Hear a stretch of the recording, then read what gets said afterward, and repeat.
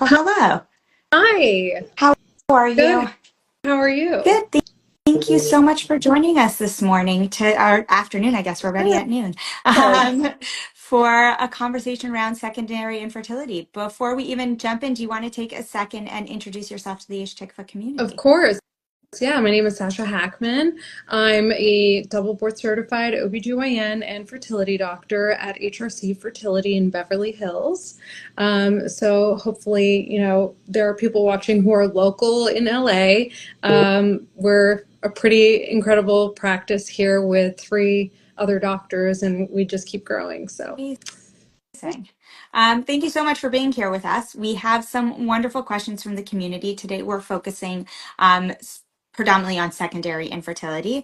One of the questions that we received is, what are possible causes of and treatments for repeated implantation failure? So this is always a really tough situation whenever we're faced with implantation failure. For starters, just for anyone watching who doesn't know what that is, repeat implantation failure has varying definitions, but most agree that it's 3 failed embryo transfers that have not led to a positive pregnancy test. And so there's a lot of theories and possible causes for this. A lot of the attention gets sort of turned towards the uterus, thinking that maybe there's an issue with the uterine cavity. We now know that there's a vast number of reasons why this may happen. Starting with the uterus, there could be an infection within the lining that had not been previously diagnosed. The main reason is because diagnosing that is pretty invasive and requires an endometrial biopsy with additional testing. There can also be endometriosis that is affecting the lining that, the patient was never symptomatic for it before. Also requires, in some cases, an endometrial biopsy, which is less invasive than doing surgery to diagnose. But there could be autoimmune causes that we still don't fully understand. In those particular cases, we will usually collaborate with a reproductive immunologist. A lot of the workup and treatment is still considered very experimental. And so we don't really know to what degree it helps. But when you've gone through this so many times, you're kind of willing to do anything to maximize your chances. Sure. It could be hormonal. It could be anatomic.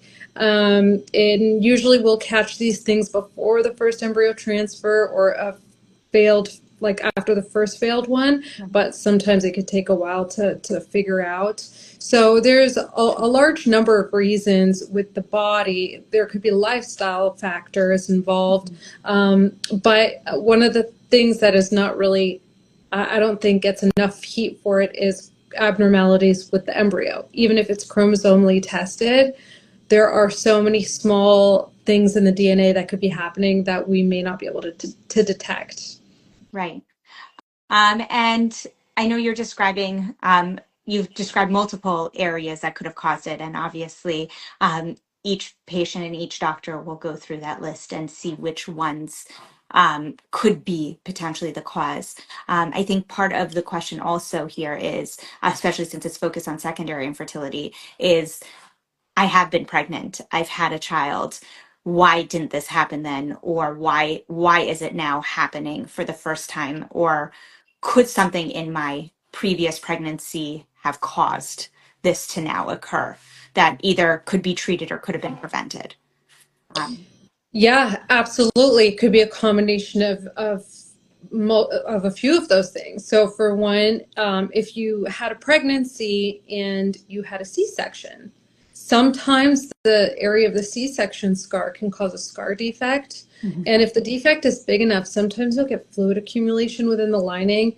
Typically that is detected before an embryo transfer. So you would know about this because you see the fluid on ultrasound.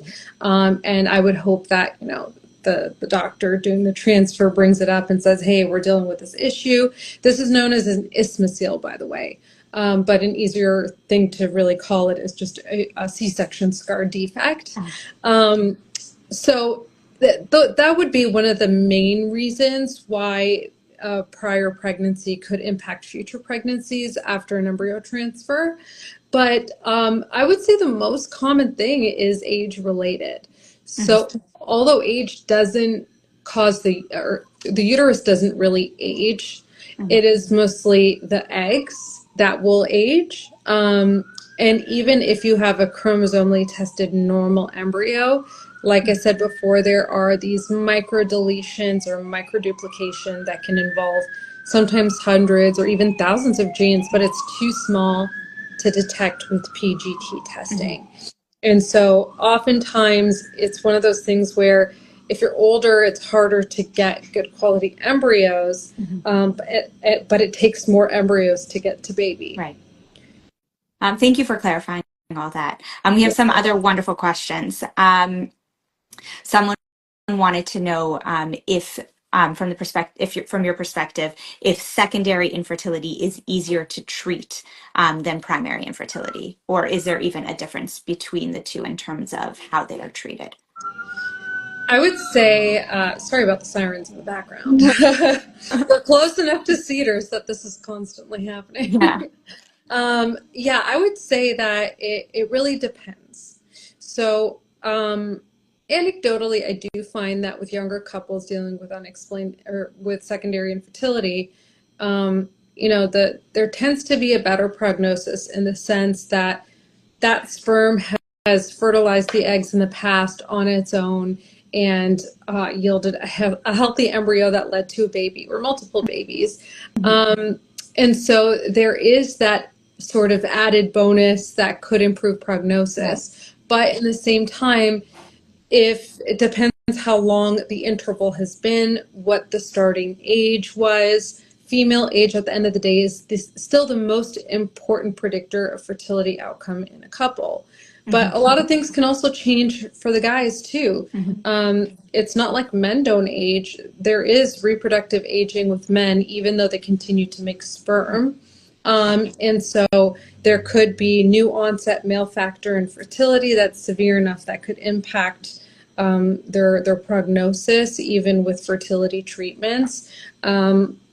Lifestyle change can contribute, or even if there's no lifestyle change, it could be your overall health status has changed. If you've been diagnosed with a new medical condition, all Mhm. these things can impact your reproduction. So I wouldn't necessarily say that it's easier to treat secondary infertility. I kind of just look at secondary infertility in the same way of like, let's start the workup, let's see what's going on and take it from there. And it's ultimately your diagnosis that will sort of and age that will dictate your overall prognosis for treatment.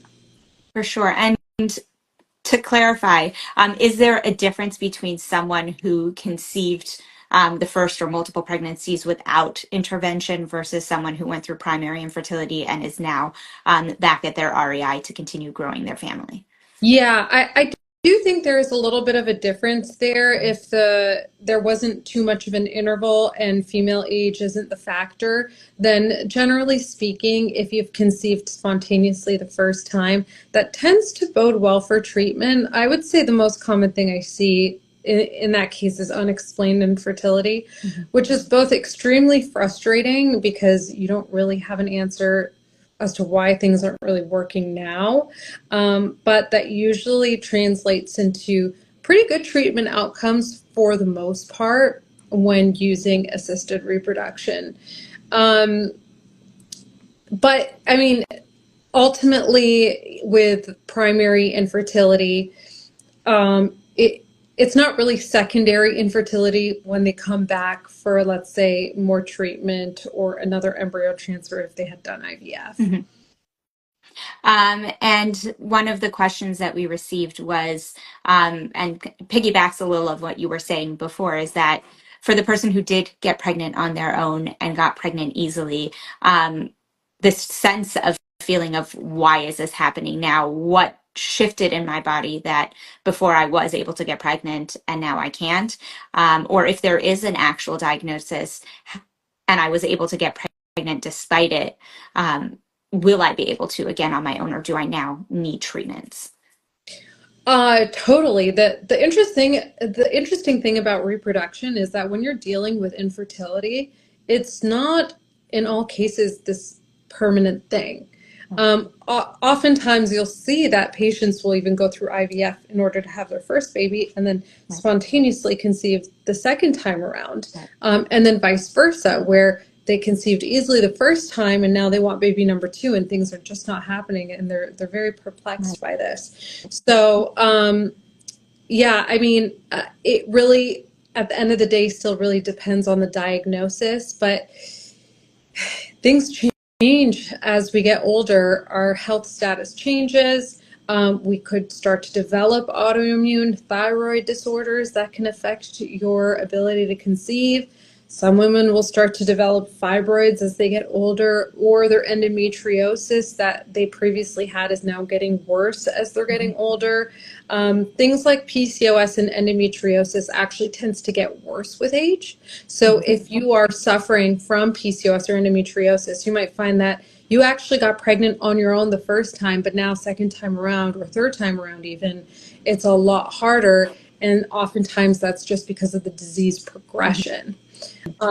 With the guys, because we always talk about the women, but we always forget about the men, and they really contribute to 50% of cases of infertility. And, you know, sperm, that changes quite significantly throughout life. And so they may have had great sperm at one point in time, and then for some reason, the semen analysis just doesn't look the same. Could be because of a reduction in their testosterone levels that's affecting sperm production. It could be due to new health conditions like, you know, high cholesterol, blood pressure issues, suffering from overweight or obesity. All these things can dramatically affect sperm quality as well.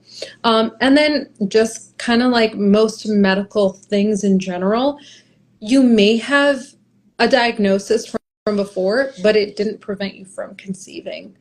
At one point in time, it's just suddenly becoming more difficult now. So thank you for clarifying all that. And I appreciate your focus not only on the female reproductive piece of it, but also the fact that there is the male reproductive piece of this. And it, as you said, 50% of the cause. So thank you for clarifying all that.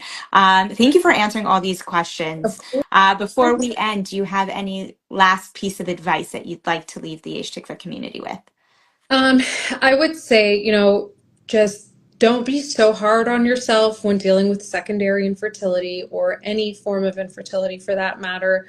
It is an emotional roller coaster.